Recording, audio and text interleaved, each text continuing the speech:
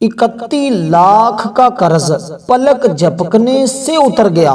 یہ عمل صرف 3 دن کرنا ہے اور 3 دن میں اتنا پیسہ آنا شروع ہو جاتا ہے کہ سارے قرض اتر جاتے ہیں، بندہ کروڑ پتی ہو جاتا ہے۔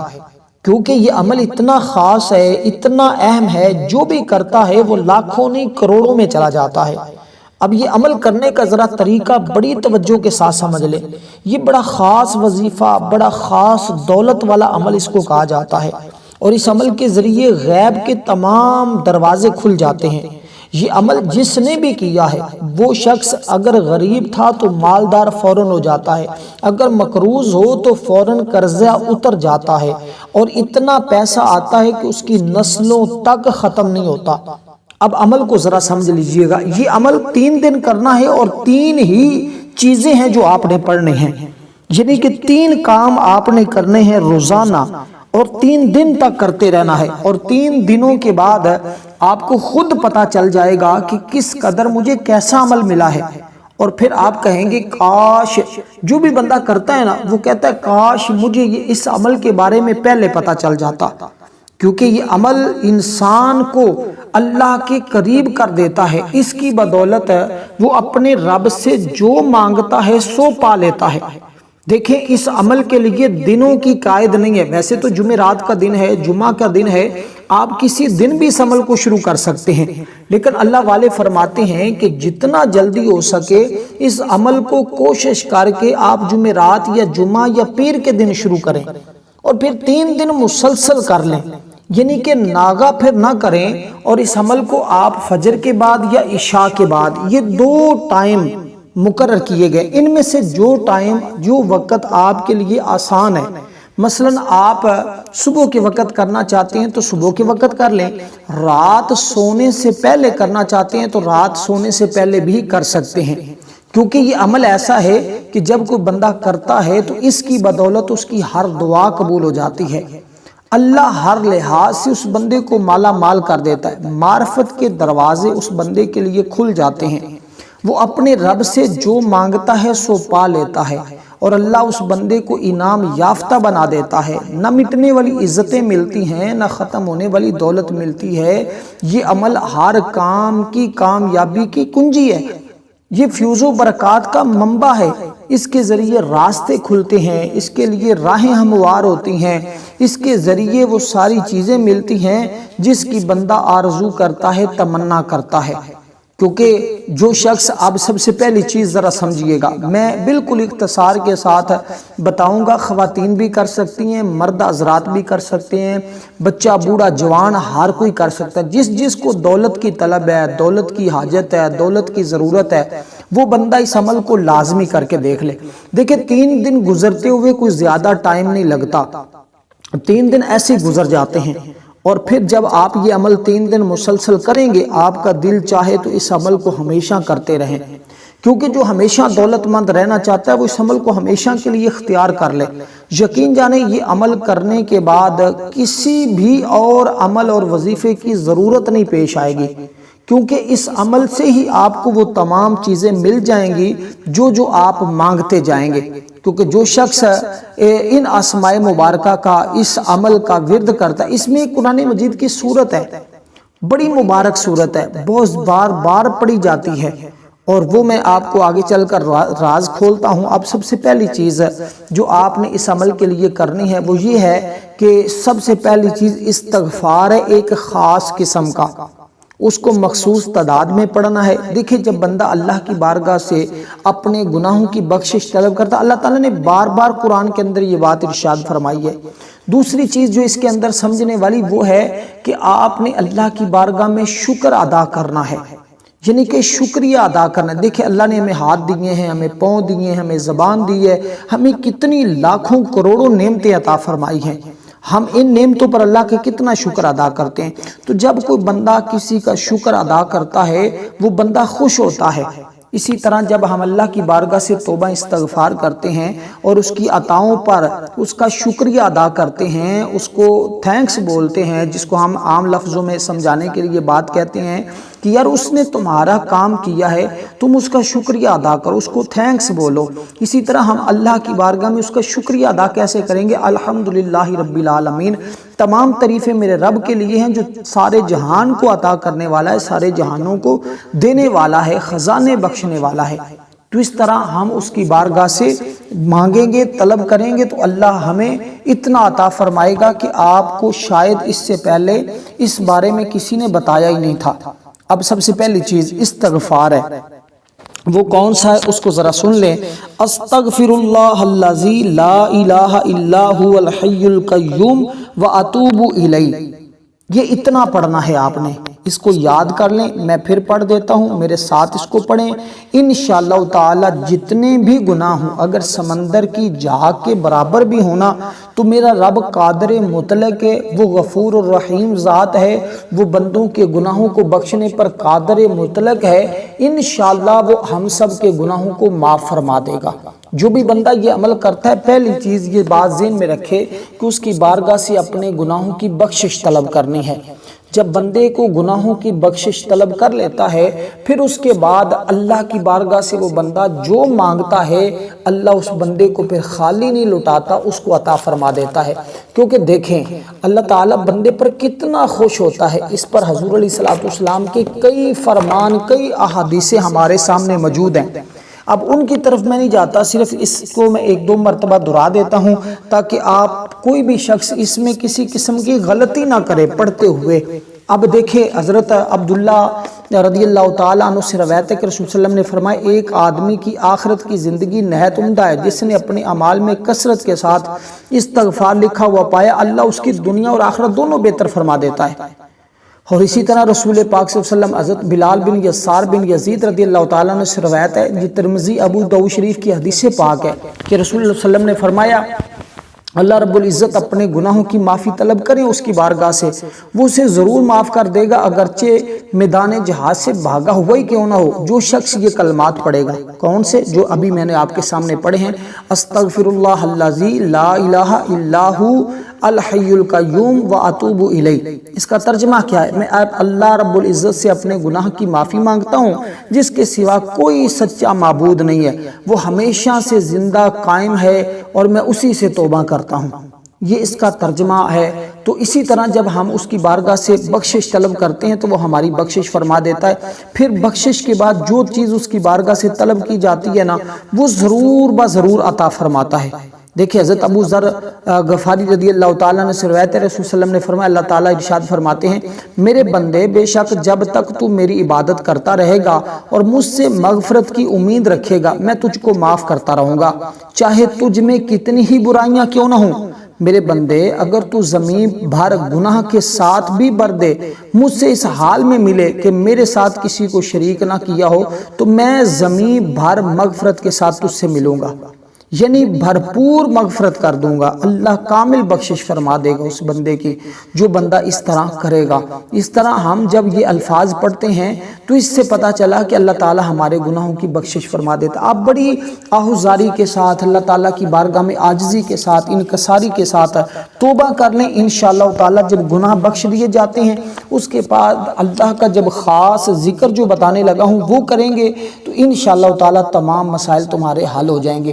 اب یہی کلمات جو میں نے آپ کے سامنے پڑھے ہیں، ان کو آپ نے 100 مرتبہ پڑھنا ہے، یہ آپ کا سب سے پہلا کام ہے۔ دیکھیں حضرت انس بن مالک رضی اللہ تعالیٰ عنہ سے روایت ہے، رسول پاک صلی اللہ علیہ وسلم نے فرمایا، سب بنی آدم خطا کار ہیں، اور وہ خطا کار اچھے ہیں جو خطا کے بعد اللہ سے توبہ کرتے ہیں۔ وہ انسان دیکھیں اللہ تعالیٰ نے بار بار ہمیں توبہ کا حکم دیا ہے، بار بار وہ فرماتا ہے کہ میری بارگاہ سے تم بخشش طلب کر لو، میں تمہیں بخش دوں گا۔ اور اسی طرح حضرت انس سے ایک دوسری روایت بھی موجود ہے کہ اللہ فرماتے ہیں، اے آدم کے بیٹے، جب تک تم مجھ سے دعا کرتا رہے گا میں اور مجھ سے امیدیں وابستہ رکھے گا، میں تمہاری دعاؤں کو قبول فرماتا رہوں گا اور تمہاری بخشش بھی کرتا رہوں گا۔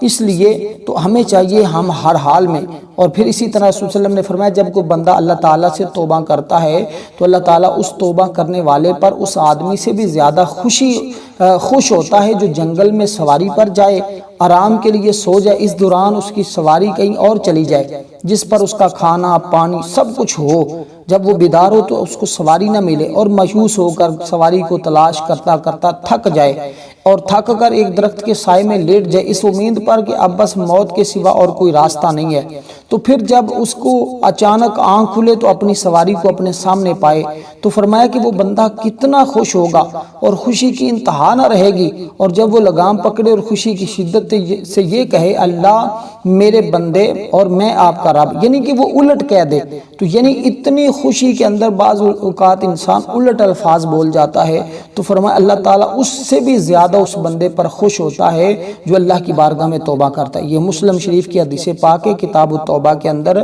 تو اس لیے اللہ تعالیٰ کتنا بندوں پر خوش ہوتا ہے جب کوئی بندہ اس کی بارگاہ کی طرف لوٹ جاتا ہے۔ تو اب یہ کلمات جب آپ پڑھیں گے تو اللہ تعالیٰ کی ذات کتنا خوش ہوگی، تو جب رب کائنات کی ذات خوش ہوگی تو پھر وہ اپنے غیب کے خزانوں سے ہمیں نواز دے گا۔ تو سب سے پہلی چیز، پہلا کام جو میں نے آپ کے سامنے عرض کیا ہے یہ آپ نے پڑھنا ہے، اور سب سے پہلے آپ نے نیت کر لینی ہے، یا اللہ میں تیری بارگاہ سے اپنے گناہوں کی بخشش طلب کرتا ہوں، تو میرے گناہوں کی بخشش کر دے، تو میری توبہ کو قبول فرما لے۔ انشاءاللہ اللہ تعالیٰ گناہوں کی توبہ کو قبول فرمانے والا اور وہ گناہوں کو بخشنے والا ہے، اور اس کی بارگاہ میں اس کے خزانے میں کسی قسم کی کوئی کمی نہیں ہے، بس ہمارے مانگنے کی دیر ہے، اس کی تو رحمت ہر وقت جوش میں ہے۔ اب اس کے بعد جب یہ پہلا کام کر لیں اس کے بعد دوسرا کام کیا کرنا ہے، ایک آپ نے دیکھیں حدیث پاک بڑی مشہور ہے، آپ نے بار بار سنی ہوگی کہ افضل ذکر لا الہ الا اللہ و افضل الدعاء الاستغفار، یعنی کہ جو بہترین دعا ہے نا وہ ہے استغفار، اور سب سے اعلیٰ ذکر جو ہے نا وہ ہے لا الہ الا اللہ۔ اب ہم نے اس کے بعد لا الہ الا اللہ کا ورد کرنا ہے۔ تیسرے نمبر پر ہم نے ایک سورہ مبارکہ پڑھنی ہے ایک خاص تعداد میں۔ اب یہ سارا کام آپ نے باوضو کرنا ہے، اور اس کے دوران کسی کے ساتھ بات چیت نہیں کرنی، بڑی توجہ کے ساتھ آپ نے اس عمل کو کرنا ہے۔ دیکھیں امام راضی رحمۃ اللہ علیہ فرماتے ہیں ایک شخص میدان عرفات میں کھڑا تھا، اس کے ہاتھ میں 7 پتھر تھے، اس نے کہا پتھروں گواہ ہو جاؤ اشہد ان لا الہ الا اللہ و اشہد ان محمد الرسول اللہ، یعنی اللہ کی وحدانیت اور رسول صلی اللہ علیہ وسلم کی رسالت کی گواہی دیتا ہوں، یہ کہا اور سو گیا۔ خواب میں کیا دیکھتے ہیں؟ قیامت قائم ہو گئی ہے اور اس کا حساب لیا گیا ہے، جس سے وہ دوزخ کی آگ کا مستحق ہو گیا۔ فرشتے اس کو گرفتار کر کے جہنم کے ایک دروازے پر لے آتے ہیں، تو ایک پتھر ان 7 پتھروں میں سے آتا ہے، وہ اس دروازے پر گر پڑتا ہے اور راستہ روک دیتا ہے۔ عذاب کے فرشتے اکٹھے ہو کر پتھر اٹھانے لگتے ہیں تاکہ راستہ صاف ہو جائے، مگر وہ پتھر نہ اٹھا سکے۔ پھر وہ اس کو دوسرے دروازے پر لے جاتے ہیں، وہاں بھی یہی صورتحال پیش آتی ہے، پھر پتھر گرتا ہے، راستہ روک دیتا ہے، چنانچہ 7 دروازوں پر یہی صورت پیش آتی ہے۔ پھر وہ اس کو عرش پر لے آتے ہیں، اللہ کریم فرماتا ہے اے میرے بندے تو نے پتھروں کو گواہ بنایا تھا، انہوں نے تیرا حق ضائع نہیں کیا، میں خدا خود تیری شہادت توحید اور رسالت پر گواہی دیتا ہوں اور تجھے اجازت دیتا ہوں کہ جنت میں داخل ہو جا۔ تو کس قدر یہ مبارک کلمات ہیں، اور یہ وہ کلمات ہیں کہ بعض صحابہ فرماتے جو شخص لا الہ الا اللہ پڑھے اور تعظیم کے لیے اس کو کھینچ کر پڑھے، اللہ تعالیٰ اس کی برکت سے اس کے 4000 کبیرہ گناہ معاف فرما دیتا ہے۔ اس کے 4000 گناہ نہ ہوں تو اللہ تعالیٰ اس کے اور اس کے ہمسایوں کے، اس کے گھر والوں کے گناہوں کی بخشش فرما دیتا ہے۔ تو کتنا یہ پیارا وظیفہ ہے، کتنا یہ کمال کا عمل ہے۔ اس لیے دوستو آپ نے ویڈیو کو مکمل دیکھنا ہے، کہیں سے سکپ نہیں کرنا، اس عمل کی کوئی بھی قیمتی بات آپ سے رہ نہ جائے، کیونکہ اس طرح کے اعمال، اس طرح کے وظائف بار بار نہیں ملتے۔ کیونکہ حضور علیہ السلام فرماتے ہیں، حضرت موسیٰ علیہ السلام نے اللہ کی بارگاہ میں عرض کی مولا مجھے کوئی ایسا وظیفہ سکھا دے جس سے میں تجھے یاد کیا کروں اور تجھے پکارا کروں۔ اللہ تعالیٰ نے فرمایا تم لا الہ الا اللہ پڑھا کرو۔ موسیٰ علیہ السلام نے عرض کیا پروردگار تیرے سارے بندے لا الہ الا اللہ پڑھتے ہیں، ارشاد ہوا لا الہ الا اللہ پڑھا کرو۔ اس پر موسیٰ علیہ السلام نے پھر عرض کیا مولا میں کوئی ایسا وظیفہ چاہتا ہوں جو میرے ساتھ خاص ہو۔ اللہ تعالیٰ نے فرمایا اے موسیٰ اگر 7 آسمان اور 7 زمینیں ایک پلڑے میں اور دوسرے میں لا الہ الا اللہ رکھ دیا جائے تو لا الہ الا اللہ والا پلڑا جھک جائے گا، وہ بھاری ہو جائے گا۔ اس سے پتہ چلا اس میں جلالت 14 طبقوں سے بھی بھاری ہے، اور رسول صلی اللہ علیہ وسلم نے فرمایا جس نے پڑھا وہ جنت میں داخل ہو گیا، اس کے سارے غم مٹ گئے، اس کی ساری پریشانیاں ختم ہوگی۔ اس لیے ہم نے دوسرے کام یہ کرنا ہے کہ لا الہ الا اللہ محمد الرسول اللہ صلی اللہ علیہ وسلم۔ اس طرح آپ نے پڑھنا ہے اور اس کو ایک شمار کرنا ہے، یعنی مکمل پڑھ کر لا الہ الا اللہ محمد الرسول اللہ صلی اللہ علیہ وسلم یہ ایک مرتبہ، پھر اسی طرح لا الہ الا اللہ محمد الرسول اللہ صلی اللہ علیہ وسلم یہ 2 مرتبہ۔ اس طرح ہم نے اس کلمہ شریف کا ورد کرنا ہے اور کامل توجہ رکھنی ہے، قبلہ کی جانب منہ کر کے بیٹھنا ہے، تصور یہ رکھنا ہے کہ میرا رب میری مدد فرما رہا ہے اور میرا رب مجھ سے راضی ہو رہا ہے، اور انشاءاللہ تعالی اللہ تعالیٰ کی بارگاہ میں جتنا یقین کامل کے ساتھ اس عمل کو کریں گے اتنا ہی آپ کو فائدہ ہوگا۔ اب کیونکہ آپ نے تصور یہ رکھنا ہے باری تعالیٰ اتنا میں مقروض ہوں، اتنا میرے اوپر قرض ہے، وہ کچھ سارا کا سارا قرض غیب کے ذریعے مدد فرما کر اتار دے۔ انشاءاللہ اس عمل کی برکت سے سارا قرضہ بھی اتر جائے گا، اور 3 دنوں میں اس عمل کے برکات، اس کے معجزات، اس کے فیض و برکات آپ کو نظر آ جائیں گے، اور حقیقتاً آپ کی زندگی بدلتی ہوئی آپ خود دیکھیں گے۔ حضرت عیسیٰ علیہ نبینا کا ایک صحابی کچھ لڑکوں کے پاس سے گزرے جو کھیل رہے تھے، ان میں وزیر کا ایک لڑکا بھی کھیل رہا تھا۔ وزیر کا لڑکا حضرت عیسیٰ علیہ السلام کے صحابی کو اپنے گھر لے گیا۔ جب صحابی اس کے گھر پہنچا، وہاں اس کا باپ بھی موجود تھا۔ صحابی کے سامنے گھر والوں نے کھانا پیش کیا، شیطان اپنی عادت کے مطابق کھانے میں شامل ہونے لگا، تو صحابی نے بسم اللہ پڑھی تو شیطان وہاں سے بھاگ گیا۔ وزیر آپ کا حال پوچھا تو تم کون ہو؟ آپ نے بتلایا میں عیسیٰ علیہ السلام کا صحابی، انہوں نے تمہارے پاس مجھ کو بھیجا ہے تاکہ تم بت پرستی کو چھوڑ کر اپنے سچے خدا کے ساتھ ایمان لے آؤ۔ یہ سن کر وزیر مسلمان ہو گیا۔ ایک دن وزیر نے کہا ہمارے بادشاہ کا گھوڑا مر گیا ہے، تو صحابی نے فرمایا اگر بادشاہ مسلمان ہو جائے تو اللہ تعالیٰ اس کے گھوڑے کو زندہ فرما دے گا۔ وزیر نے یہ سب باتیں بادشاہ کو سنا دی، بادشاہ نے یہ شرط منظور کر لی اور مسلمان ہو گیا۔ چنانچہ وزیر صحابی کو ساتھ لے کر بادشاہ کے پاس گیا۔ صحابی نے بادشاہ کو کہا کہ تم گھوڑے کا ایک عضو پکڑو، تمہارا باپ دوسرا پکڑے، تمہارا لڑکا تیسرا پکڑے اور بیوی چوتھا پکڑے، اور پھر سب پڑھیں لا الہ الا اللہ محمد الرسول اللہ صلی اللہ علیہ وسلم۔ بس اتنا پڑھنا تھا، اللہ کا فضل ہوا، وہ گھوڑا زندہ ہو کر فوراً کھڑا ہو گیا۔ تو یہ اتنے مبارک کلمات ہیں جن کو آپ نے دوسرے نمبر پر پڑھنا ہے، اور ان کی تعداد بھی 100 مرتبہ ہے۔ تو یہ دو طرح کی تسبیح ہوگی اور یہ 2 کام ہو گئے۔ اب تیسرا اور آخری کام سورہ مبارکہ ہے، اسی ترتیب کے ساتھ آپ نے پڑھتے جانا ہے انشاءاللہ تعالی۔ اب یہ آخری ہے، اس کے بعد آپ کا عمل مکمل ہو جائے گا، اور اس کو آپ نے ہر بار بسم اللہ الرحمن الرحیم کے ساتھ پڑھنا ہے۔ یہ سورہ مبارکہ بسم اللہ الرحمن الرحیم کے ساتھ جب عمل کا آغاز کرنا ہے تو آپ نے پہلے جو چیز بتائی ہے اس سے پہلے تعوذ و تسمیہ پڑھ کر نیت کر لینی ہے، اس سے پہلے درود پاک پڑھنے کی ضرورت اور حاجت نہیں ہے۔ تیسرے نمبر پر جب یہ سورہ مبارکہ پڑھنی ہے، اس کے اول آخر آپ نے 11 مرتبہ شروع میں، 11 مرتبہ آخر میں درود پاک پڑھنا ہے، درمیان میں یہ سورہ مبارکہ پڑھنی ہے۔ اب آپ نے اس کے بعد اللہ کی بارگاہ میں دعا کرنی ہے، انشاءاللہ آپ کی کوئی دعا رد نہیں ہوگی، ہر دعا اللہ کی بارگاہ میں مقبول ہو جاتی ہے، کیونکہ دیکھیں یہ سورہ مبارکہ آپ نے بسم اللہ الرحمن الرحیم کے ساتھ پڑھنی ہے۔ بسم اللہ الرحمن الرحیم، میم کو الف لام کے ساتھ ملا کر پڑھیں گے، کیونکہ بسم اللہ الرحمن الرحیم ہر بار پڑھتے جائیں گے۔ اور بسم اللہ کے بارے میں لکھا ہے تفسیر کے اندر ہے کہ فرعون نے خدائی کے دعوے سے پہلے ایک مکان بنایا تھا، اس کے برونی دروازے پر بسم اللہ لکھی تھی۔ جب دعوی خدائی کیا اور موسیٰ علیہ السلام نے اس کو تبلیغ اسلام کی، اس نے قبول نہ کیا، تو موسیٰ علیہ السلام نے اس کے حق میں بددعا کی، وہی آئیے موسیٰ یہ ہے تو اسی قابل ہی کہ اس کو اسی کے گھر میں ہلاک کر دیا جائے، لیکن اس کے دروازے پر بسم اللہ لکھی ہے جس کی وجہ سے وہ عذاب سے بچا ہوا ہے۔ اس وجہ سے فرعون پر گھر میں عذاب نہیں آیا، بلکہ وہاں سے نکال کر دریا میں رب نے ڈبو کر اس کو ہلاک کیا۔ تو ایک کافر کا گھر بسم اللہ کی وجہ سے عذاب سے بچ جاتا ہے۔ اگر کوئی مسلمان اپنے دل و زبان پر لکھ لے تو کیوں نہ اللہ تعالیٰ اس کو عذاب الہی سے محفوظ فرمائے گا، مگر خیال رہے کہ ان الفاظ کی بے ادبی نہ ہونے پائے، ادب کے ساتھ محبت کے ساتھ ان کلمات کو پڑھیں، انشاءاللہ تعالیٰ فوری طور پر تمہارے تمام مسائل حل ہو جائیں گے، تمہاری تمام پریشانیاں ختم ہو جائیں گی۔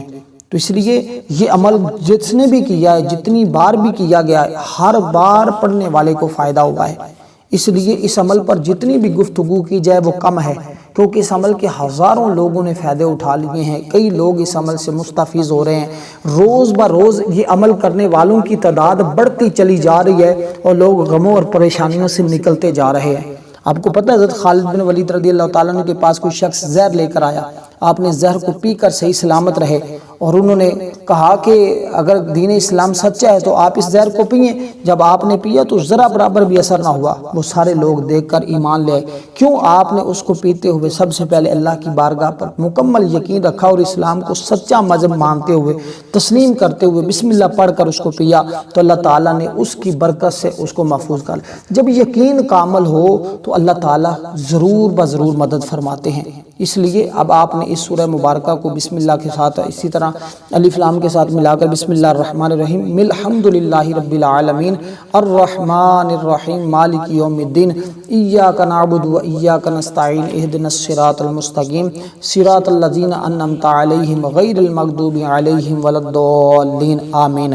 پھر اسی طرح دوبارہ بسم اللہ الرحمن الرحیم الحمدللہ رب العالمین، یعنی کہ میم کو الف لام کے ساتھ ملا کر آپ نے اس کو پڑھنا ہے۔ اب یہ کیونکہ سورۃ فاتحہ کے علیحدہ علیحدہ بہت سارے اعمال ہم نے بتائے ہیں، وظائف بتائے ہیں، لیکن کیونکہ یہ ایک خاص عمل ہے، اس کو ایک خاص تعداد کے برابر پڑھنا ہے اور 3 دن تک پڑھنا ہے، اور یہ جب 3 دن مکمل ہوں گی تو اس کی بھی 3 تسبیح ہو جائیں گی، جو 2 چیزیں اس سے پہلے بتائیں گی ان کی بھی 3 تسبیح ہو جائیں گی۔ تو یہ 3 تسبیح والا عمل بھی اس کو کہتے ہیں، کیونکہ یہ ایک مخصوص تعداد ہے۔